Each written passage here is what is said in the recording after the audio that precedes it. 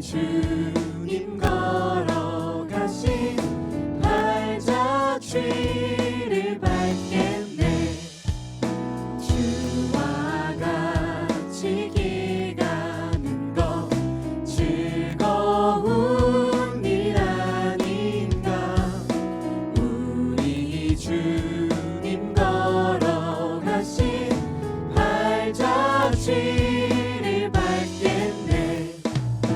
한 걸음 한 걸음 주 예수와 함께 날마다 날마다 우리는 걷겠네.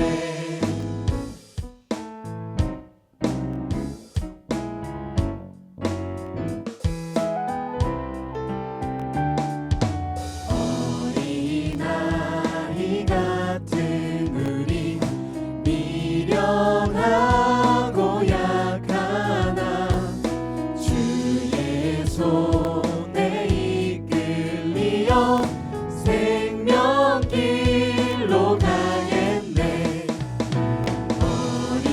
어린아이 같은 우리 미련하고 약하나 주의 손에 이끌리어 생명길로 가겠네. 한 걸음 한 걸음 주 예수와 함께 날마다 날마다 우리는 걷겠네. 한 걸음 한 걸음 주 예수와 함께 날마다 날마다 우리는 걷겠네.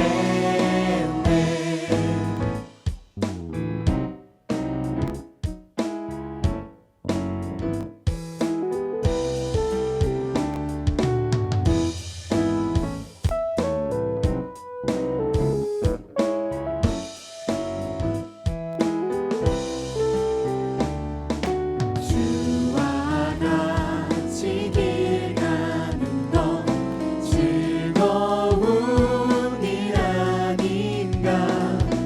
우리 주님 걸어가신 발자취를 밟겠네. 주와 같이 길 가는 것 즐거운 일 아닌가.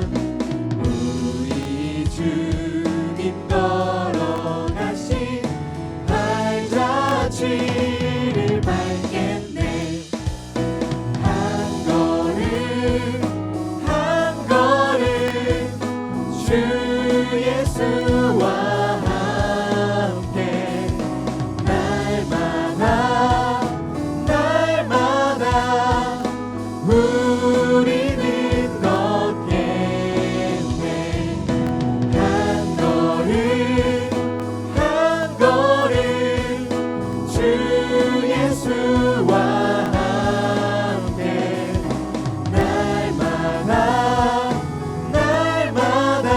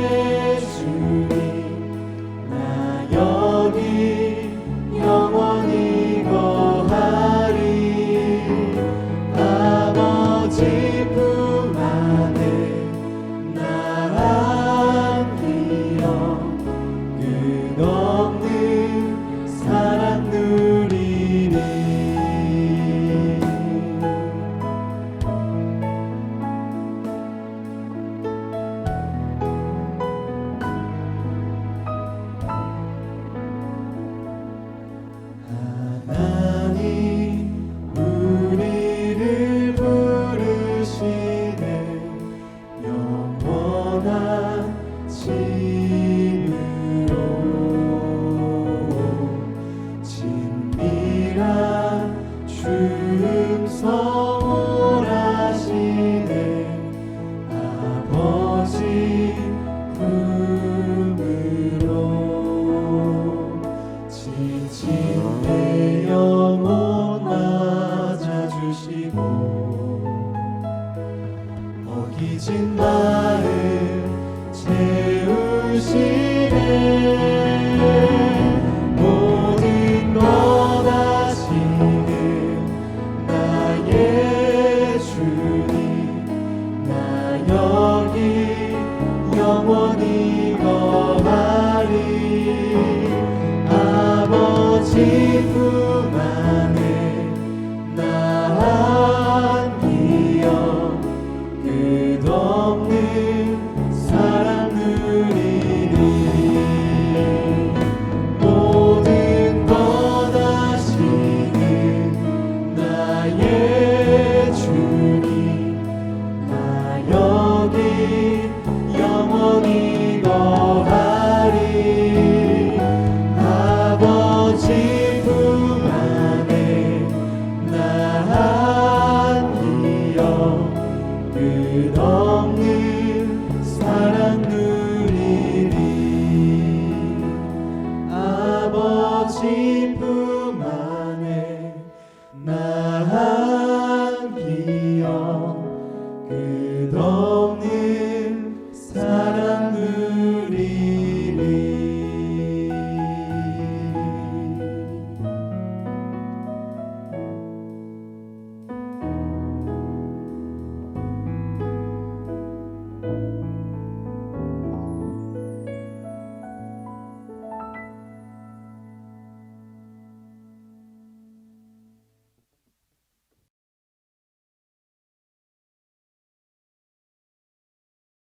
하늘에 계신 하나님 아버지, 엿새 동안 저희를 잘 지켜주시고 저희가 안식일을 맞이하여 주님께 예배할 수 있게 해주심에 감사합니다. 저희 이 예배 시간을 통해 주님을 더 바라보고 하늘을 소망하게 하여 주세요. 하나님, 요즘 세상이 온갖 재난과 질병으로 어려움을 당하고 있습니다. 나약한 저희들을 불쌍히 여겨주시고 또 주님의 강한 천사로 저희를 보호하여 주세요. 그리고 저희 또한 하나님의 은혜로 자비로우심에 항상 감사하며 살 수 있게 해주세요. 오늘 말씀을 주시는 권재범 목사님께도 성령 하나님 함께 해주시길 바라며 예수님 이름으로 기도합니다.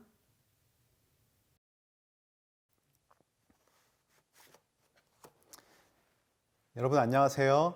오늘은 내가 교회입니다. 두 번째 시간으로 내 주를 모신 곳이면 그곳이 천국 대도다라는 말씀으로 하나님의 말씀을 증거하고자 합니다. 2018년도 신입생들에게 물었습니다. 삼육대학 하면 떠오르는 것이 무엇입니까? 제가 개인적으로 저희 학과생들을 조사했었는데요. 제일 많이 나온 것이 무엇이었을까요? 돼지고기, 커피는 안 된다. 안 판다도 아니고 안 된다라는 것이었습니다. 두 번째는 금주, 금연. 세 번째는 무엇일까요? 삼육두유였습니다. 그래서 자기소개서에 삼육대 하면 생각나는 것 하고 물으면 거의 삼육두유를 굉장히 많이 썼더라고요. 그래서 기숙사 식당에서 삼육두유 나오나요? 학교에서 삼육두유 그냥 주나요? 라고 많이 묻습니다. 네 번째가 저에게 굉장히 많은 생각을 하게 하였는데요. 2단, 사이비라고 쓰는 학생들이 있었습니다. 아직까지 학생들의 인식 속에는 삼육대학 하면 두려운 마음이 있는 것입니다. 교수님들을 바라볼 때, 목사님들을 바라볼 때, 친구들을 바라볼 때 두려운 마음이 있는 것입니다.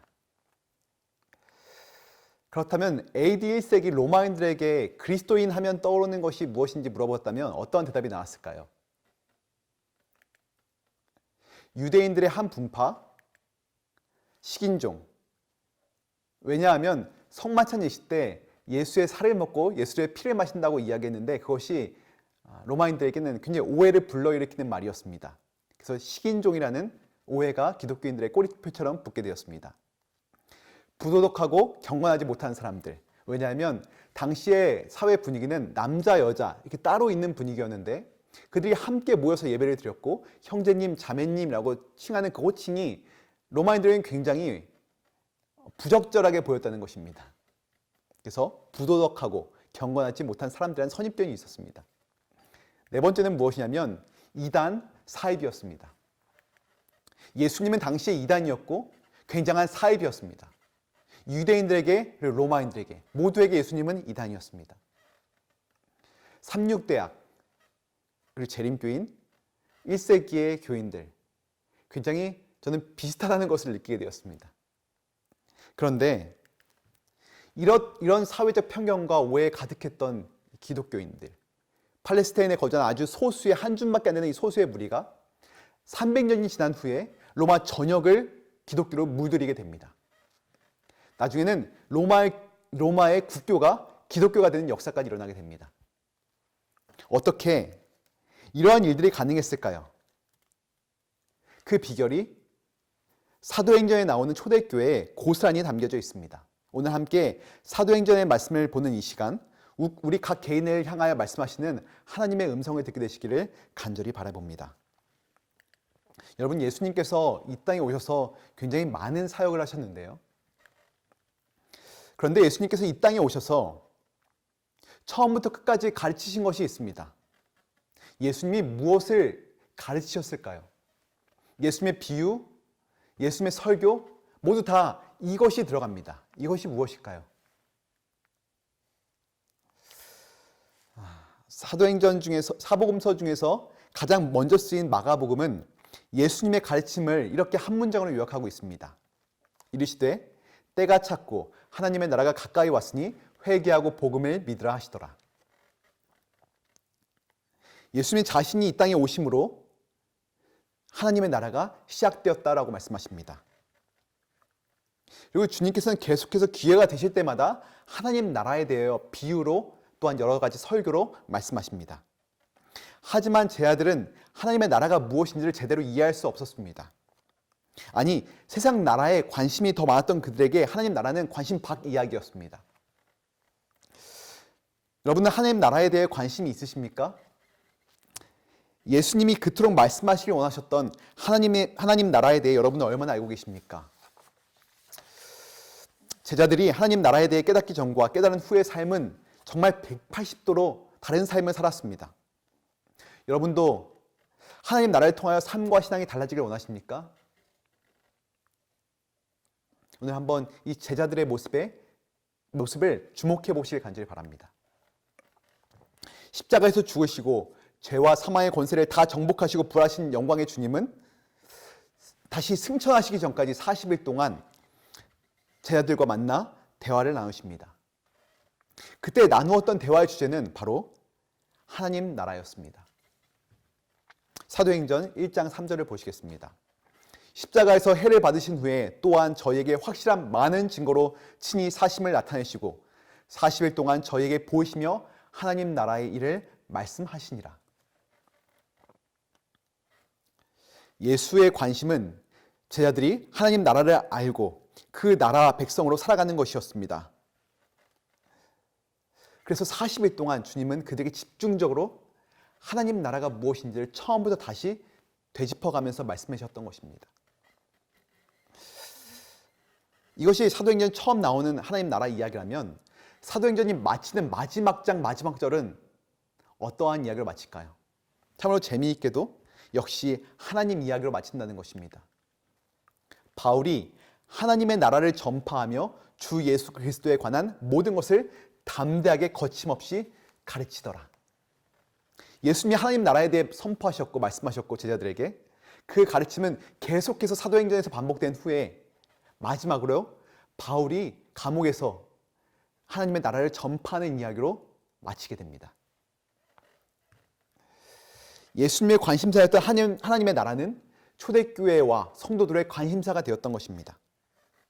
그리고 그 나라를 살아내고 그 나라를 증거하는 이야기들로 사도행전은 모두 다 채워져 있습니다. 그렇다면 여러분, 하나님 나라가 무엇입니까? 바리새인들은 우리와 이와 똑같은 질문을 예수님께 물어봅니다.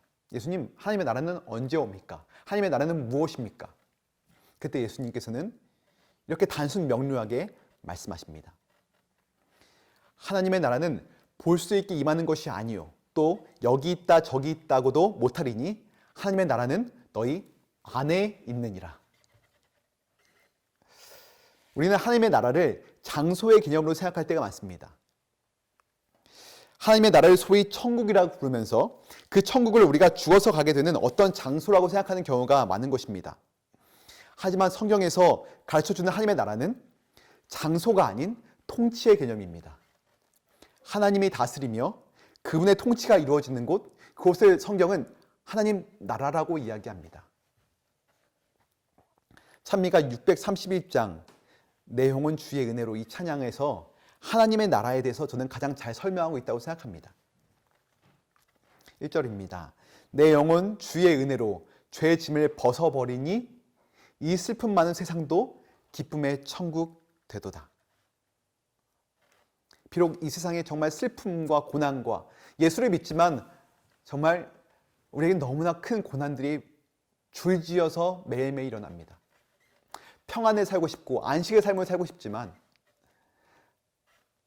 죄로 가득한 이 세상을 사는 우리에게 정말 쉴 새 없는 고난이 밀려옵니다. 그런데 주의 은혜가 있으면, 주의 안에 들어가면 우리가 천국을 경험할 수 있다는 것입니다. 3절입니다. 내 비록 산과 들이나 혹 초막 속에 거해도 내 주를 모신 곳이면 그곳이 천국 되도다.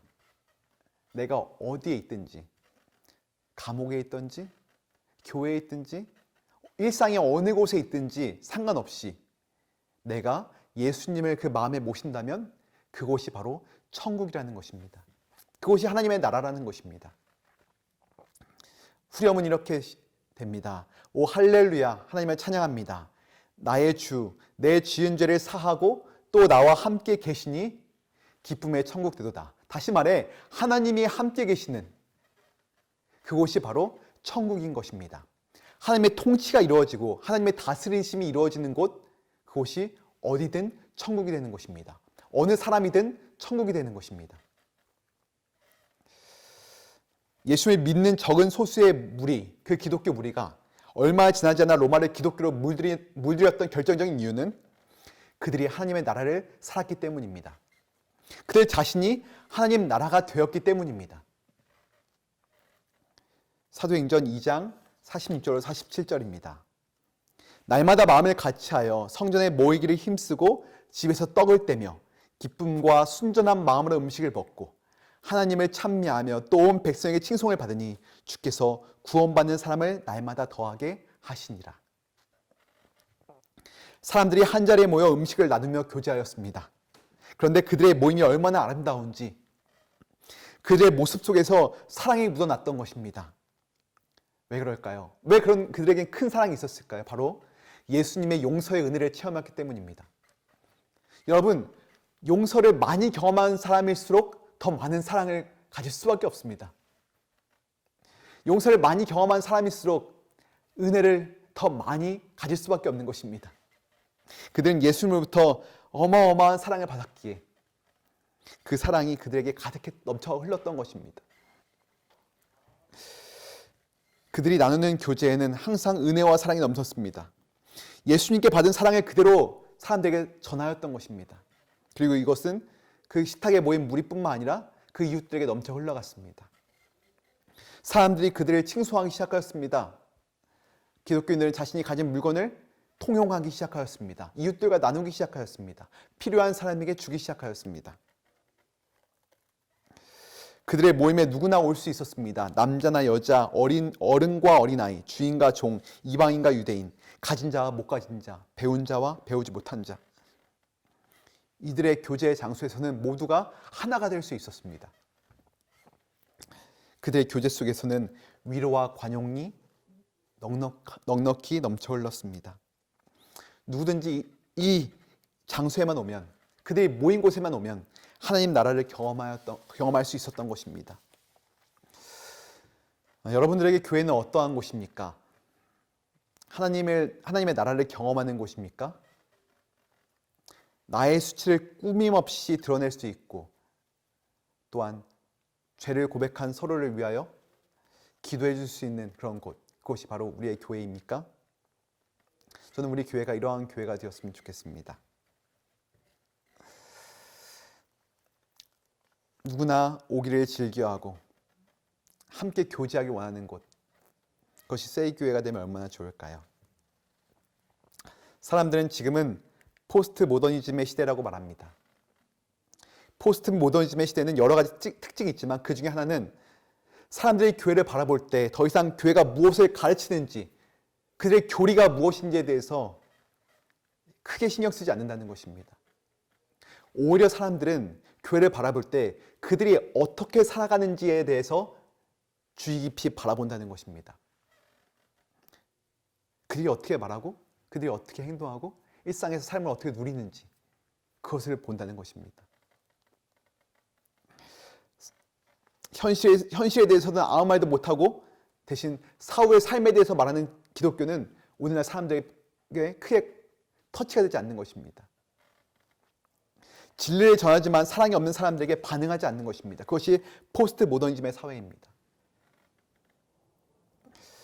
종교 교리들이 설령 참된 것이라 하더라도 깊은 감화력을 사람들에게 끼치지 못합니다. 반면 자신의 이야기, 자신의 삶이 변화된 이야기들은 사람들을 무장해제시켜버립니다. 여러분은 자신의 이야기를 가지고 계십니까? 내가 하나님으로 말미암아 변화된 이야기, 하나님의 나라를 삶으로 인해서 나의 가치관과 생각이 바뀐 이야기들, 그러한 기적들을 여러분은 가지고 계십니까? 사도행전은 많은 이야기들이 나옵니다. 바로 하나님의 나라를 경험했던 사람들의 이야기입니다. 용서되지 않는 사람을 용서하는, 여러분 생각해 보십시오. 어떻게 사도 바울을 용서할 수 있겠습니까? 돌로 자기의 동료를 쳐 죽였던 사람이었습니다. 수많은 사람을 핍박했던 사람이었습니다. 근데 초대교인들은 그를 용서합니다. 기적이 일어나기 시작합니다. 그 기적들을 통하여 많은 사람들이 교회로 몰려오기 시작합니다. 그 수많은 이야기가 바로 사도행전에 기록되어 있는 것입니다. 지금 우리에게도 우리의 이야기가 필요합니다. 나만의 이야기가 필요합니다. 하나님의 나라가 임하자 벌어지는 우리의 이야기 말입니다. 예수께서는 사람들이 당신을 호기심 어린 눈으로 쳐다볼 때 항상 이렇게 말씀하셨습니다. 와보라. 사람들은 예수께 나와왔고 그 예수님과 함께 생활할 때 하나님의 나라를 경험할 수 있었습니다. 침례 요한이 예수님을 의심할 때 그의 제자들을 예수님께 보냈습니다. 그때 예수님께서 말씀하십니다. 와보라. 그리고 자신의 하루의 삶을 그들에게 보여주십니다. 그러자 그들은 하나님의 나라를 확신하게 됩니다. 초대교회의 전도 방식도 이와 마찬가지였습니다. 와보라는 것입니다. 사람들을 초청하는 것입니다. 그들의 식탁에, 그들의 집에, 그들의 일상에 초대했던 것입니다. 그들과 함께 하루를 보냈던 사람들은 그들의 삶의 역사는 하나님의 나라를 느낄 수가 있었습니다. 와서 봤더니 자신의 삶의 방식과는 전혀 다르게 사는 것입니다. 저는 예수님과 초대교회의 전도 방식인 와보라의 이 말씀에 상당한 도전을 받았습니다. 어느 날 이 와보라 말씀을 묵상하는데 참 많이 회개하고 또 회개하게 되었습니다. 나는 자신 있게 나의 삶을 오픈할 수 있는가? 와보라 할 수 있는가? 나의 일상의 삶에, 나의 가정에, 나의 마을에, 나의 교회에 와보라 할 수 있는가? 그들이 나의 삶을 통해 하나님의 나라를 과연 느낄 수가 있을까? 그래서 주님께 기도하게 되었습니다. 하나님, 제가 조금 더 성숙해지면 사람들에게 와보라 하겠습니다. 저의 삶을 오픈하겠습니다. 그런데 주님께서 저에게 기도로 말씀하십니다. 아니다. 지금 너의 삶에 성령 하나님을 모셔야 한다. 지금 너가 하나님의 나라가 되어야 한다. 말씀하셨습니다. 그때 참 많이 기도했던 것 같습니다. 그리고 저도 자신 있게 사람들에게 저의 삶에 와보라 라고 말하고 싶다는 하나의 꿈이 생기게 되었습니다. 여러분, 우리가 어떻게 하나님의 나라를 살아갈 수 있을까요? 어떻게 우리가 하나님의 나라의 백성이 될 수 있을까요? 사도행전 2장 38절에 그 비결이 이렇게 소개되어 있습니다. 베드로가 이르되 너희가 회개하여 각각 예수 그리스도의 이름으로 침례를 받고 죄 사함을 받으라. 그리하면 성령을 선물로 받으리니. 베드로의 하나님 나라에 관한 설교가 마치자 사람들이 몰려왔습니다. 제가 이제 어떻게 해야 합니까? 그때 베드로가 지체 없이 이야기합니다. 회개하라. 예수님께서도 마가복음 1장 15절에 똑같이 말씀하십니다. 하나님의 나라가 가까이 왔으니 회개하라. 하나님의 나라에 들어가기 위해 먼저 회개하라 하시는 것입니다. 하나님의 나라의 핵심은 하나님의 다스림에 있습니다. 이제 예수님을 통해 하나님의 다스림이 완전히 드러나기 시작했습니다. 새로운 시대가 시작되는 것입니다. 그러므로 사람들은 지금까지 자신이 믿고 따랐던 세상에서 돌이켜 회개해야 합니다. 회개란 방향 전환을 뜻하는 것입니다. 하나님의 다스림 아래로 들어가는 의지의 표현이 바로 회개인 것입니다. 생각과 감정의 주인이 지금까지 자신이었다면 이제 방향을 전환하여 생각과 감정을 주님께 드리는 것이 바로 회개입니다. 여러분, 회개는 단순히 내 죄를 주님께 고백하여 내 죄가 사여짐을 받는 것뿐만이 아니라 내가 이제 나의 삶을 방향을 바꾸어 하나님 나라로 살아가기로 결심하는 것, 하나님 나라를 살아가는 것, 그것이 바로 회개입니다. 어제였습니다. 한 친구가 저희 LT 나눈 방에 이러한 글을 올렸습니다. 아버지와 다툼이 있었고 그 다투는 것이 너무 후회가 되어서 마음이 너무 불편하다는 것입니다. 근데 말씀 묵상을 하는데 그것이 죄라는 것을 알게 되었고 하나님께 기도하기 시작하였다는 것입니다. 그러면서 이렇게 글을 남겼습니다. 부끄럽지만 오늘 묵상하면서 많이 울었습니다. 저와 아버지와의 관계가 회복될 수 있도록 기도해 줄 수 있나요? 전 이 카톡을 보는데 얼마나 반가웠는지 몰랐습니다. 정말 드디어 이제 우리 교회가 이런 자신의 고백을 할 수 있는 교회가 되었구나. 우리의 관계가 이제 이 정도까지 되었구나. 자신의 부끄러움을 고백할 수 있고 자기의 죄를 고백하고 연약함을 고백하며 함께 기도하기를 요청하는 초대교회와 같은 그런 모습들이 이제 우리 교회도 나타나기 시작하는구나. 이 모습을 보고 저는 너무나 감사의 기도를 드렸고 이 친구의 이 회개의 고백이 마중물이 되어서 우리 교회에 이런 회개의 고백들이 넘쳐나기를 제가 기도하였습니다. 회개의 눈물이 가득한 마을, 죄를 고백하는 것이 부끄럽지 않은 교회, 저는 그곳이 우리 세이 교회가 되었으면 좋겠습니다.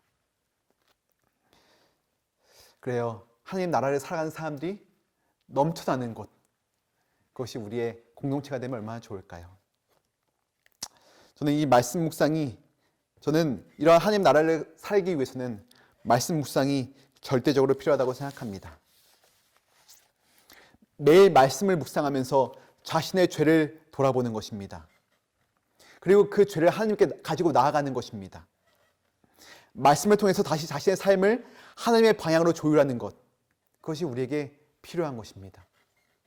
여러분, 아직 말씀 묵상하고 계시지 않으신 분이 계시다면 다시 말씀을 보시기 바랍니다. 말씀을 통하여 우리는 하나님의 뜻을 알 수 있고 하나님 나라를 살아갈 수 있는 것입니다. 두 번째입니다. 어떻게 우리가 지금 이곳에서 하나님의 나라를 살 수 있을까요? 바로 성령의 임재 안에 살아가는 것입니다. 사도행전 2장 38절입니다. 베드로가 이르되 너희가 회개하여 각각 예수 그리스도의 이름으로 침례를 받고 죄 사함을 받으라. 그리하면 성령을 선물로 받으리니. A.W. 토저 목사님은 다음과 같이 말했습니다. 하나님께서 오늘날 우리의 교회로부터 성령을 거두어 가신다 해도 95%의 교회 활동은 그대로 지속될 것이고 교인들은 아무 변동도 느끼지 못할 것이다. 그러나 하나님께서 초대교회로부터 성령을 거두어 가셨다면 95%의 교회 활동은 즉시 중단되었을 것이고 교인들은 이 변동을 바로 알아차렸을 것이다. 여러분 어떠십니까? 만약 지금 하는 사역에, 우리가 하는 모든 사역들에 성령이 계시지 않는다면 심각한 문제가 발생할까요? 아니면 아무렇지도 않은 것입니까? 다시 우리 교회를 또 제 자신을 돌아보게 됩니다. 우리의 삶에 성령이 절대적인가? 우리의 말과 우리의 행동에 그리고 우리의 사역에 모든 것들에 성령 하나님이 절실히 필요한 것인가? 아니면 없어도 그만, 있어도 그만인가? 우리에게 심각한 문제가 있는 것입니다. 우리의 믿음의 대상이신 하나님은 이 땅에 영으로 존재하십니다. 따라서 하나님의 절대 주권을 인정하며 산다는 것은 하나님의 영이신 성령님의 임재 안에 거한다는 것을 의미합니다. 성령님의 도우심과 인도하심 없이는 이 세상 누구도 하나님의 나라를 일구는 교회로 그 사도로 설 수 없는 것입니다. 그래서 누가는 사도행전을 시작하면서 1장 1절에 시작해서 8절에 이르기까지 그 짧은 구절에 3번이나 하나님의 성령을 이야기하고 있습니다. 사도들에게 성령으로 명하시고 성령으로 침례를 받으라 하셨느니라. 오직 성령이 너에게 임하시면. 교회의 역사와 사도행전의 서두에 이 짧은 문장에 3번이나 성령님을 되풀이하고 있는 것입니다. 성령님 안에 거하지 않고는 그 누구도 교회를 일구거나 사도로 설 수 없기 때문입니다. 성령님 안에 거한다는 것은 매 순간 자신 안에 성령님을 의식하며 사는 것을 말합니다. 자신의 삶 속에 일어나는 크고 작은 일들 속에 자신을 향한 하나님의 뜻이 있음을 경험하게 받아들이는 것입니다. 성령님 안에 거한다는 것, 바로 하나님 나라를 매일 의식하고 사는 것입니다. 그렇게 산다면 어찌 하나님의 나라가 그 사람 속에서 흥왕하지 않을 수 있겠습니까? 저에게 재림교회 최고의 설교자를 꼽으라고 한다면 저는 단연 이 지체 없이 드와이트 넬슨 목사님을 꼽고 싶습니다. 그분은 현재 앤드루스 대학교회 목사님으로 봉사하고 계십니다. 이분께서는 이 한 교회에서만 30년 넘도록 사역하고 계십니다. 2017년 여름 드와이트 목사님은 콜롬비아로 야영의 설교차 방문하게 됩니다. 그리고 모든 야영의 집회가 마쳐지고 이제 가려고 하는데 한 청년이 목사님께 한 책을 선물하였습니다. 그 책은 개인적 신앙 부흥의 단계라는 책이었습니다. 얇은 책이었고 목사님은 그냥 이 책을 받아들고 이제 고국으로 돌아가기 위해서 비행기를 탔습니다. 목사님은 그곳에서 이 책을 이제 읽기 시작하였습니다. 그런데 목사님께서 말씀하시길 이 책을 본 이후에 목사님의 삶과 사역이 완전히 달라졌다 이야기하고 고백하고 있습니다. 그분은 목사님의 기도의 습관, 설교 방법, 사람들을 대하는 방법, 그 모든 것이 이 책을 통하여 바뀌게 되었다는 것입니다. 도대체 이 책에 무엇이 기록되어 있기에 이 목사님의 삶이 바뀌게 되었을까요? 목사님은 이 짧은 한 문장을 새롭게 발견했다고 이야기하고 있습니다. 매일 새로운 성령의 침례를 위해 탄원하라. 화이분의 글에 이 글이 있었는지를 미처 지금까지는 몰랐다고 합니다. 근데 이 책을 통하여 이 글귀를 다시 한번 보게 된 것입니다. 매일 새로운 성령의 침례를 위해 탄원하라.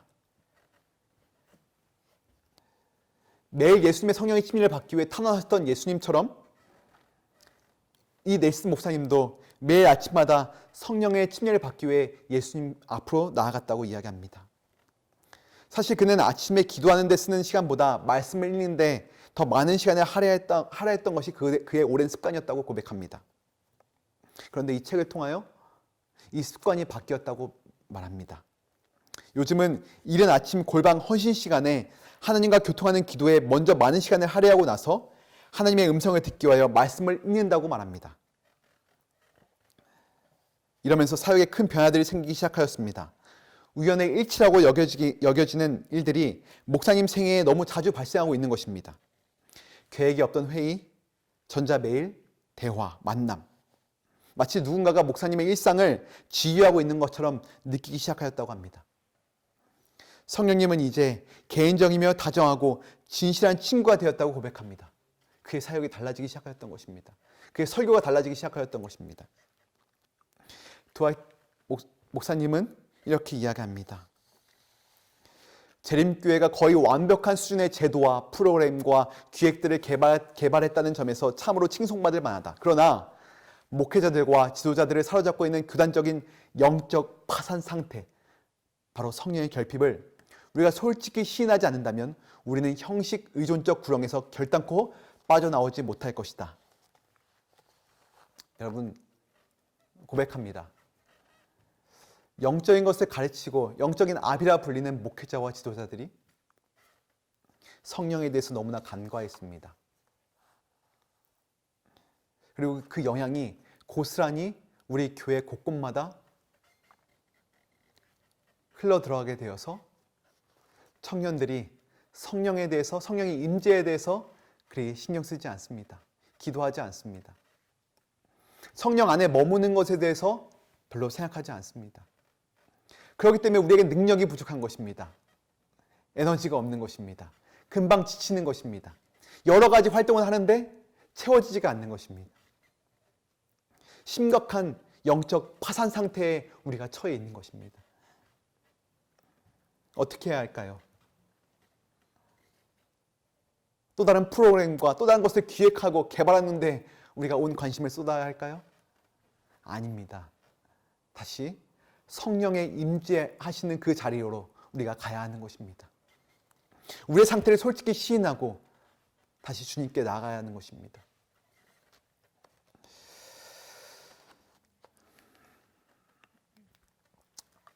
제 처와 저는 모차르트를 좋아합니다. 그래서 신혼여행을 모차르트의 고향인 오스트리아로 가게 되었습니다. 그래서 모차르트의 박물관, 그리고 그가 걸었던 모든 거리들, 그의 학교, 모든 곳을 둘러보게 되었습니다. 사람들이 모차르트를 사랑하는 이유는 그의 음악을 사랑하기 때문입니다. 제가 또 좋아하는 인물이 있는데 바로 이순신 장군입니다. 그의 나라를 위한 충절, 그의 헌신. 많은 사람들이 이순신을 사랑하는 이유는 바로 그의 강직함 때문입니다. 그리고 우리는 예수님을 사랑합니다. 그런데 만약 우리가 예수님을 모차르트와 이순신처럼 단순히 예수님이 하신 말씀과 예수님이 하신 일들 때문에 예수님을 사랑한다면 그것은 문제가 있는 것입니다. 우리가 예수님을 사랑하는 이유는 예수님이 지금도 살아계셔서 우리 삶 가운데 일하시기 때문에 우리가 주님을 사랑하는 것입니다.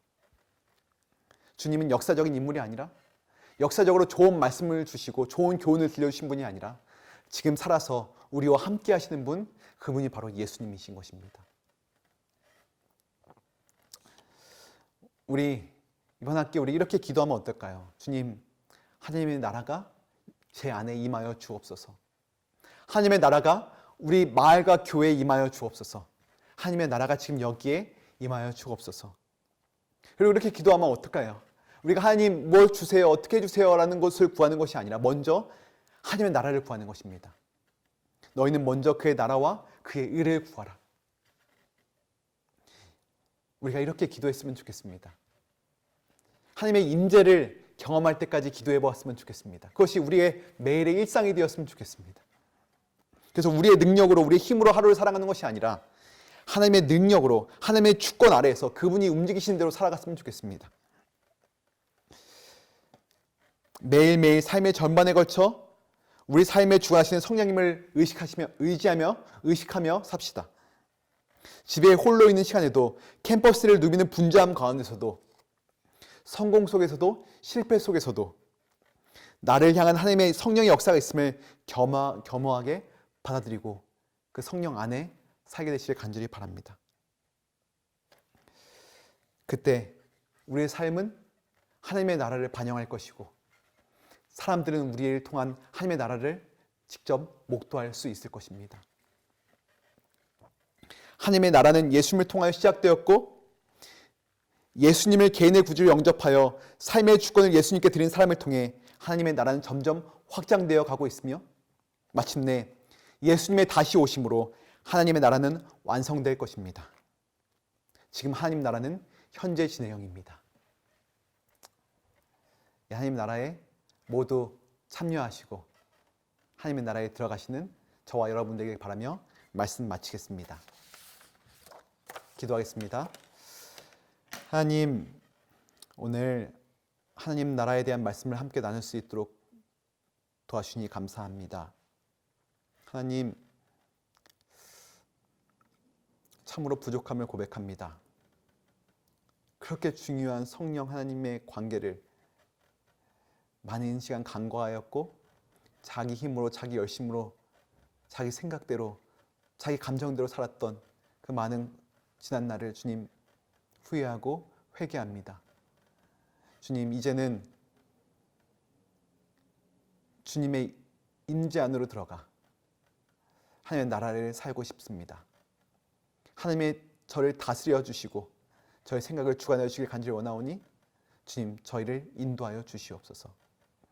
그래요, 이 세이 교회가 주님 나라가 될 수 있도록 도와주시고 우리가 어느 지역에 어느 곳에 있든 우리가 있는 곳이 하나님 나라가 될 수 있도록 인도하여 주시옵소서.